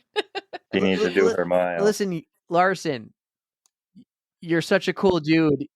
You've done some amazing shit, but we have these two final questions, and they're a pretty big deal to us. They're our own original thing. So mine's I'm going to go first. I go creeping through your Instagram or just online when someone doesn't have a lot of photos on Instagram. When Dave sent me your info and said, you need to get this guy on, the photo that caught my eye was you're running on boulders on a mountaintop somewhere. And at first I thought you were carrying a log. We're talking like 10 feet long log. And then I realized I actually think it's a door. You were carrying a wooden door or a log or something of that. The angle is deceiving me, but the group photo at the top looks like you all ran up this mountain with a bunch of wooden doors. So I'm a concrete guy, and that's a foundation form panel that you would tie together and pour concrete between to make a foundation. Okay. And that one you seen was an 8-footer. It was about 83 pounds. So the boss, the older muscular one in that photo, used to always challenge me when I was a kid. When I worked for him on his business, he wanted to race everybody on the job up mountains. He'd race people up smaller mountains like I think Kidder Mountain in New Ipswich, and he said anytime, so he'd egg us on, and I started running mountains and training, and he got in shape. So what happened was, or I got in shape rather. I called him out on it on a job. He was helping me at my company, and I said, "Hey, you remember that time you said you were gonna race up Monadnock together, race up a mountain with a panel? Let's do it." So I gave him a month to train, and he was training around his house, and we first did it with a 4-footer, which is 42 pounds roughly, the 4-foot panel, and we did it separate times, but during the same week. So he did it in 52 minutes up, and I think I ended up beating him. I did 39 minutes up the White Dot Trail, the same one I did the 18 laps on.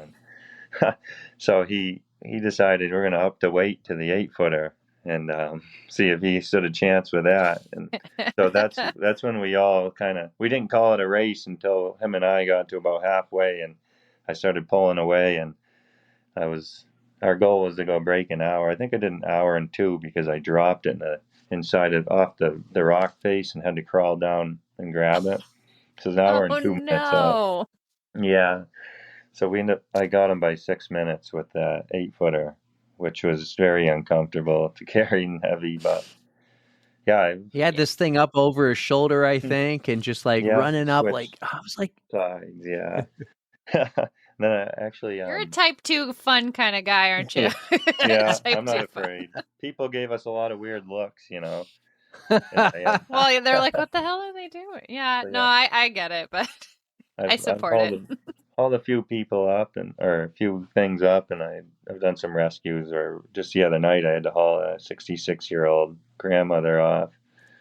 She broke her ankle. Piggybacked her off the mountain. So So you're a hero too. You're not well, only a they like to call psychopath, but me you're a because hero. they know I'm willing to carry some weight, so they'll call me when they have a rescue over there. Oh. But 911, what's your emergency? Hold on, yeah, let's get Larsen on the line here. yeah.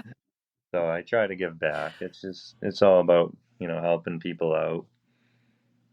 That's an amazing thing that you do. I mean, just hearing your whole story, like what you've gone through to where you're at now and the things that you're doing and the dreams you have, and I'm just so proud of you and your journey, and I mean there's so much more to come. So I hope we do hear more from you.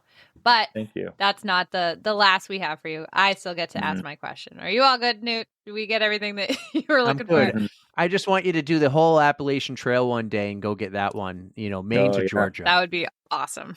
Well, you never know. You might But be planting a seed. Maybe. Yes. uh-oh. Session. Yes. That just means he's going to have to come support you during I'll some have of to it. keep. So Oh Do yeah. it he's somewhere. I'll come. volunteering. I'll drive the van.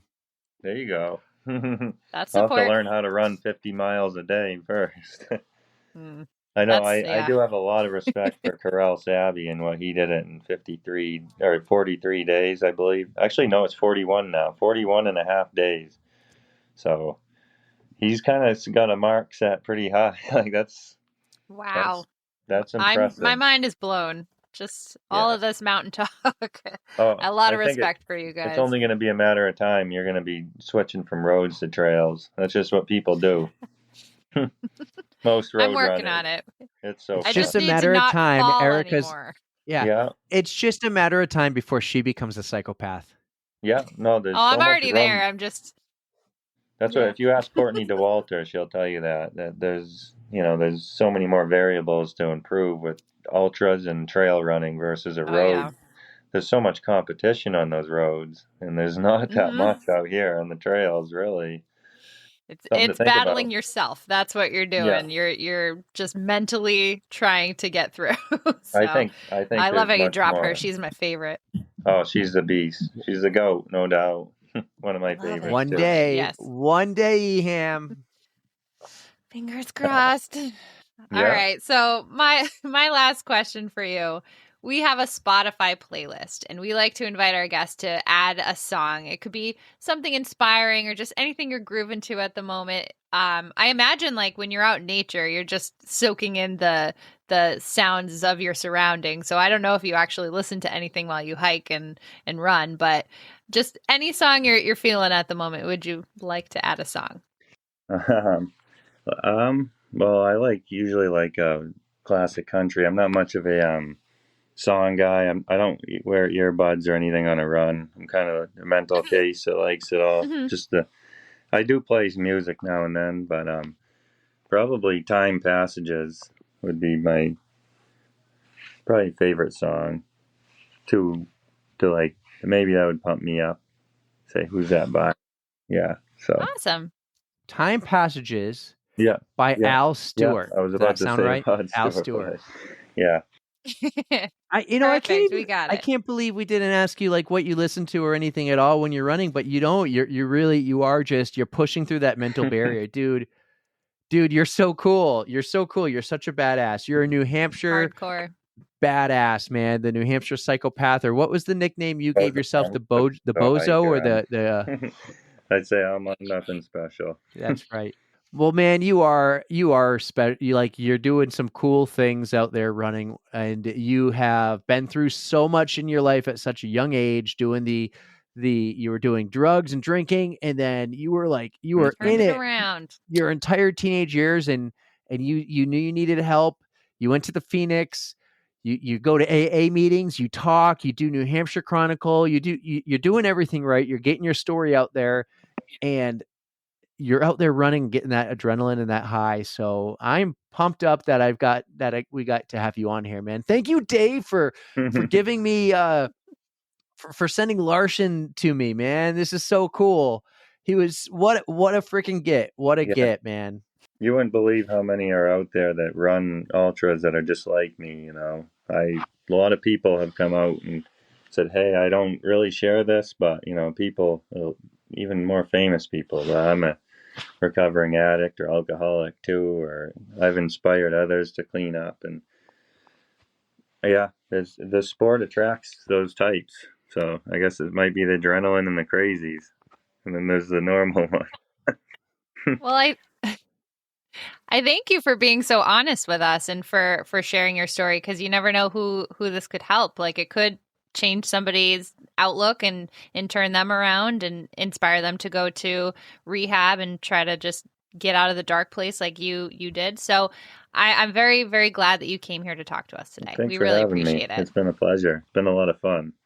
That was great, man. Really appreciate the time and having you on the pod. And I hope we get to connect one day. And when you do something awesome like the entire Appalachian Trail in under 41 days, that, like, when you do anything epic, hit us up and we'll get you on for a quick bit there. And one piece of one insider tip I would say, if you haven't reached out to Doozer yet, just shoot him a DM one day, send him something nice. He always responds and he loves it. He is a great guy. Everything you see on YouTube, like, he's the same person. He's such a good dude. So, well, I appreciate everything. Thank you. Everybody, what a cool guy. Larsen Ojala. I hope I said that right. My fellow Finn on the On the Runs podcast.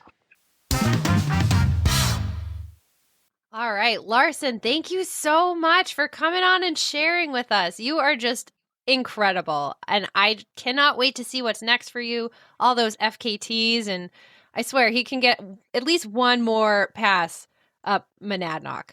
It's Monadnock, 19, right? baby. Let's go for 19. It was Monadnock, yeah. Okay, I just Yeah. want to make sure I got Let's it right. But let's go for 19.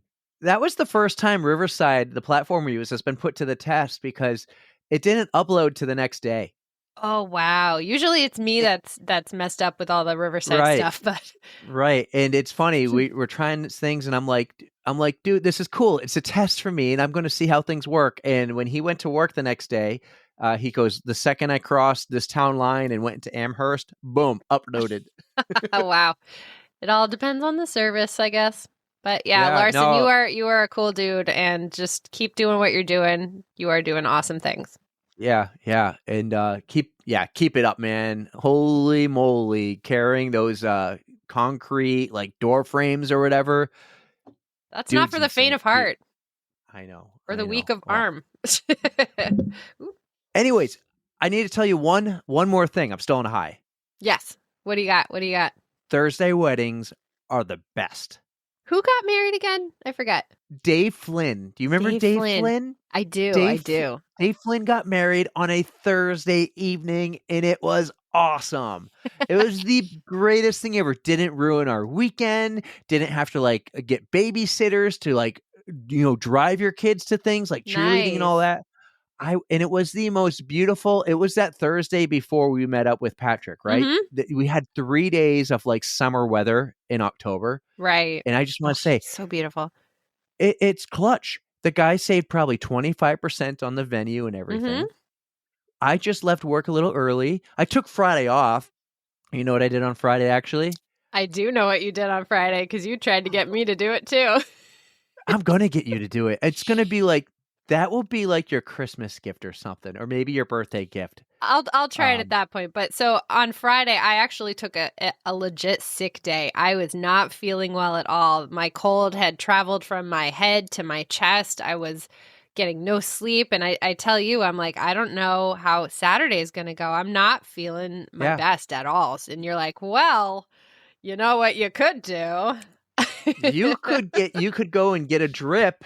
You can go get an IV drip. Go do the drip at Origin Wellness, and it is at my gym just up the road from you, and you would feel great. That would have involved me getting out of bed, though. I stayed in bed for quite a while. I mean, I did eventually go outside to just get some fresh air because it was so nice out, and I think it helped. I felt pretty good on Saturday, so whatever it is I did, whether it be sleeping or going outside. Yourself on Saturday, minus the I was voice trying. a little bit. Yeah. There was the one time at the restaurant with Patrick and his wife where you wouldn't stop coughing, and it was like you were coughing on the air. It was We sit the down. worst tickle. You know, just when you get a tickle and you can't get rid of it unless you have water. And of course, I could not get a glass of water. Patrick, you are my hero because he just got up and got me one. Like the waitress didn't even have a chance. But I was like Well, trying let's not to be cough. honest. The service was a little slow. Yeah, but Like that's it took a long time. The food was good. It's our first time there, so we'll give it a second shot before we drop the name. yes. It was a little slow, and Patrick gets up and he walks to the back and grabs a one of those plastic but glass looking cups, fills it with water, and Yep. brings it to you. And your cough was gone. My hero, literally. I just had that tickle that I could not get rid of, and I felt so bad coughing in a restaurant, but I was like trying to like hide Right. my face in my shirt. It was like on repeat. She just kept coughing. It wasn't just like the occasional. It was just like it was like you were choking on something and you couldn't get rid of it. Yep, that's exactly it. My face was red. My eyes were watering. I'm like, I'm dying. Yeah, totally not. But like once I had that little sip of water, I was good to go. Yeah. Oh man. Like that was fun. We got to hang out with Patrick, and after that, so after we recorded the live show, that was a blast. Big thanks to him and Kathy for spending time with us. It was so much fun. It's nice to get to meet people from the pod. So we're hoping to meet so many more people in the coming months and next year. If there's any events that we could all meet up at, I think that would be so much fun. We had a we'll do great more time. of this. That the way that live show went outside just gives me the confidence to do it more. Like we can do it. We talk about doing it, but we're just like, you know what? It was a perfect situation. It was a nice day. We had the right people to do it with. It just no one was like embarrassed of others walking by. Oh, who's the guys with the microphones? It was perfect. It was the perfect race to do it at. Definitely. And let's do more. Let's do more. Maybe Shamrock, depending how that weekend works out and the weather. But yeah. It would be cool. Or maybe in a couple weeks at a turkey trot. Can we make this announcement now? Let's do it now. Where? You tell me where and I'll say yes or no. We're going to do Nashua. We'll do Nashua for you. So you only have to drive 3 minutes to the race. I can roll out of bed and run a turkey trot. Game on, everybody. I'm not doing this for you, though. I'm doing it for Lindsay, because if I ask Lindsay to come to Manchester, it's even double the drive for her. That's true. So I'm doing it. Maybe the next year we go Manchester turkey trot, but let's go back to Nashua. Just tell Lindsay, you can come. Oh, actually, I'm like, my spare bed's actually going to be occupied at that time. The one time I have company, but we have a couch. You're welcome to my couch. So we're going to do a turkey trot on Thanksgiving in Nashua. It's at one of the high schools. I think it's South. Nashua South. It's the one that's right off the highway. Exit 5W. And it's just a 5K. It was a lot of fun last year. That was our first official On the Runs group run. Yeah, we had Lindsay, and it was just her, and it was so much fun. So we did good with our group run this year, like the one that we already had. Too. So yeah. I think I could do a little bit better than last year, but it was cold. Oh, it was so cold. But I'll make do. It was too cold to record outside. I'll tell you that. Definitely. But if it's one of those nice days, maybe we do a turkey special or something. That would be fun. A turkey special? Wait, what is a turkey special? A turkey drop or whatever, like a special Thanksgiving podcast, but like only if the weather is good. So we call it like a turkey special, like a turkey. You're making me want like a turkey sandwich. All right, yeah, I'll be down for that. Just remind me to bring my own microphone this time. Weather permitting, we'll call it weather permitting. Weather permitting. And that weather is based on cold and wind. Yes. But are we going to run it regardless? Yes. Okay. We're running. We'll be there, rain, snow. I'm a fair weather runner. You guys know that. So this could be me complaining a lot. I ran outside yesterday. It was pretty cold, and I took my shirt off. Dang. Did you see? Yeah. I did. I watched your stories. Yeah, you had like, what was it, 200s, 300s with the I had something like that. So run coaching update. Best thing I've ever done. Like I have someone that's keeping me accountable here. I say that right now, and I didn't do my cross training today, but damn it. I've done my running, and I feel great. We're like 5-6 weeks in, 6, maybe even 7 now. The workouts have been great. When we had a guest on the other day, we recorded with her.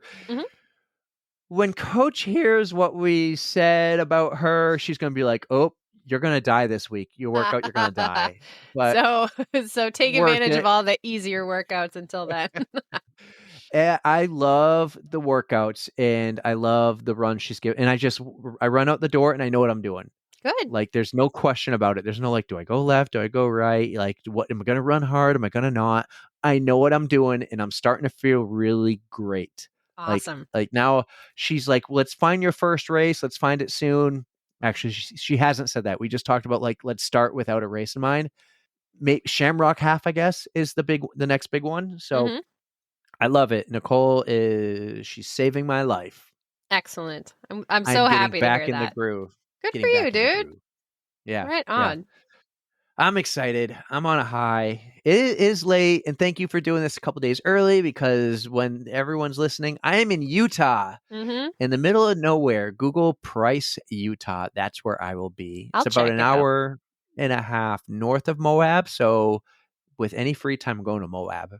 That'll be I awesome. hopefully would have already been in Moab by the time you hear this. Well, when this drops, I will be post hamster wheel. I've been packing for that lately, so that's my my project for the next couple of days. But hopefully, I might have another 100-miler under my belt. Fingers crossed. We'll see.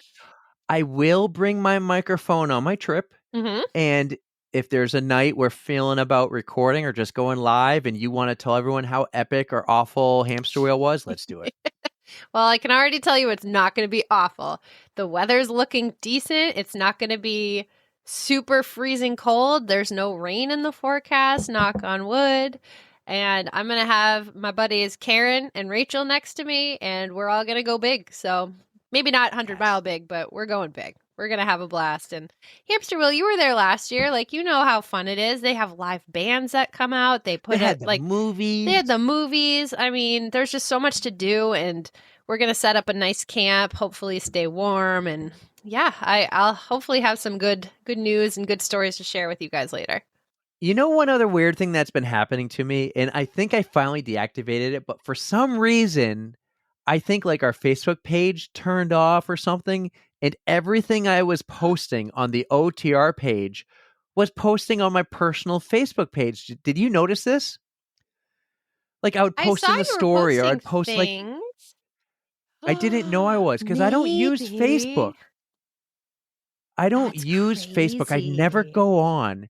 And then one day I go on and I'm like, I have a ton of notifications. And I'm like, oh my God, I've been posting. Like, I don't like to post on my personal account on Facebook, but I was posting everything. I'm like, oh my God, I'm blowing up everyone's feed who doesn't want to see this. So yeah, that was happening. That was weird. I didn't know about it. And then I tried to turn it off and then it turned back on. And now I'm kind of like, geez Louise. Right? Well, cool. This was fun. It is getting late, Erika. I think Brandon's sleeping right now. It's He's very getting late ready because for bed. I can hear him yeah. running around. Yeah, because I did the late pod. I did the pod with Will Run For, so we're doing late here. I didn't even tell them I'm jumping on with you because I didn't want to. I had so much fun talking to them. Like, we're gonna start at 8:30. I don't think we start till like 9:05 because we're just chatting. Okay. We're just chatting. One thing I noticed they do is they hit record and then right away they went. Unlike us, where I hit record and I'm just like, we're whatever, doing our thing. Gotcha. That's still fun. It's kind of nice to see how different podcasts like operate. I mean, they kind of wing it just like we do, but yeah, that's cool. It was so cool. It was so cool. So I don't know when that will drop. It will be a few weeks, but it was so much fun. Thanks for having me. That was a blast. Will Run For, the Will Run For family. They're super cool. I told them they're the only other running podcast I listen to, and that's true. It's true. I only listen to others when I do research on future guests. So, but that was great. Anyways, guys, give us a follow on the Instagram if you don't already. If we have any new listeners, check us out there. We're active there every day. If you love us and want to be a friend of the pod or a lover, Erika, what can they do? They can follow us and join us on Patreon. Yeah, check us out on Patreon. We'd love it. The 11 of you right now on there. We love you. Thank you so much. And then our YouTube channel, as we're going to have that really rolling in 2024 and growing. Hopefully, that's kind of the goal. So one more thing we got to talk about, Erika.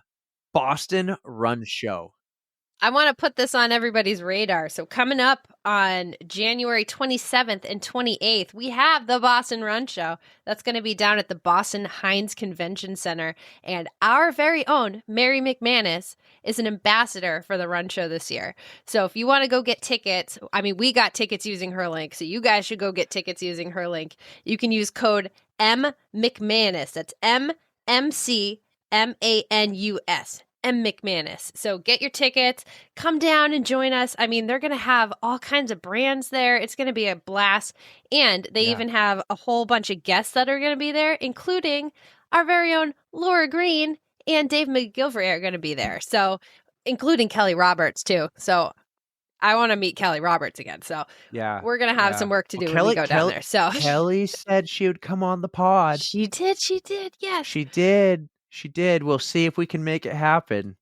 I hope so. But you guys are going to love this. There's tons of stuff to do down there. There's going to be, like I said, all kinds of brands, and you can do shopping. And so it's going to be a great time. I'm looking at the list right now. Scott Jurek is going to be there. Ooh. Maybe we can get Doozer to come down and say hello too. It would be great. It would be great. Put it on your radar, everybody. Yeah.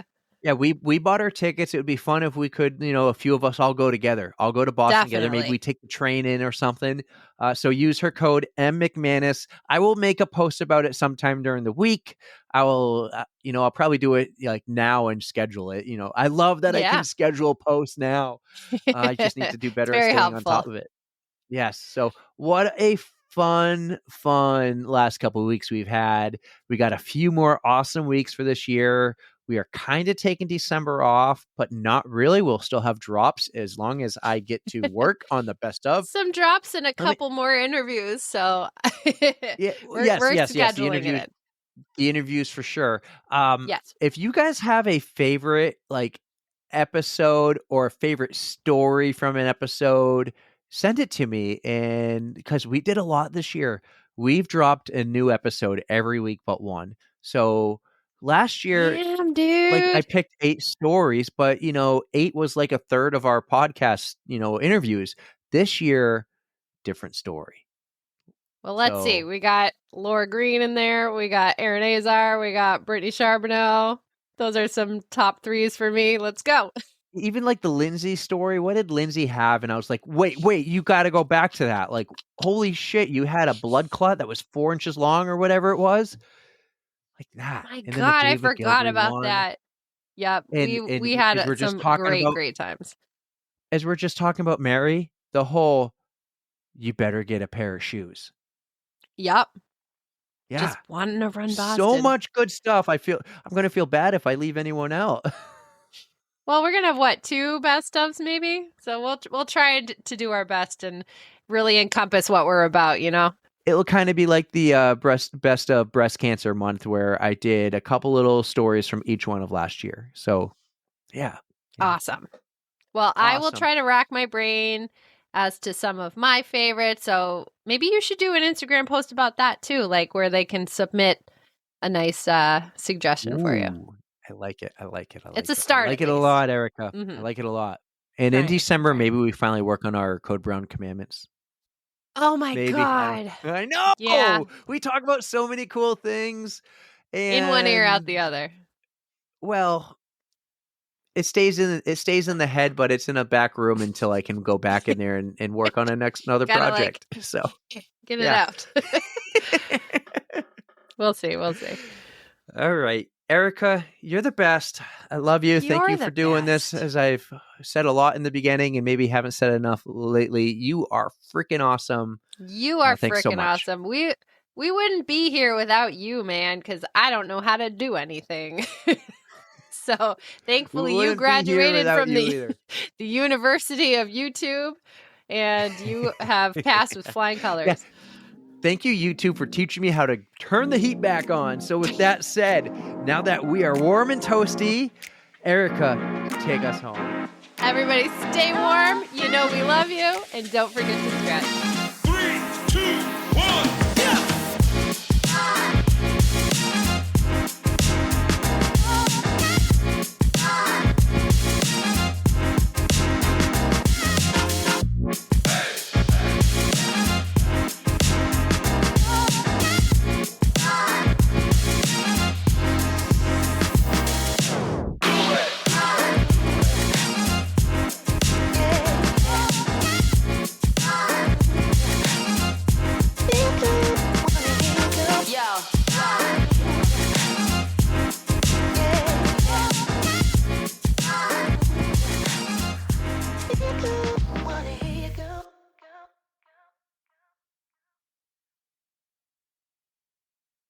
So if we end in the next by 8:00, let's take an hour break, and Yes. we'll come back on at 9, so I can at least see the kids, put them to bed, and I'll it eat will give dinner. him I'll go for my walk.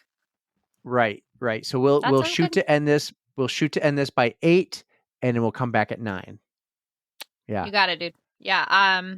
I'll probably Look at charge that my phone just map. a little extra too. That's why you need the computer, because you got to keep your phone keeps dying. It doesn't die. I have 71% right now. I had it fully charged before I started this. It was like the other day though, I was like, oh crap, I forgot to charge it. So, but my phone does have really good battery.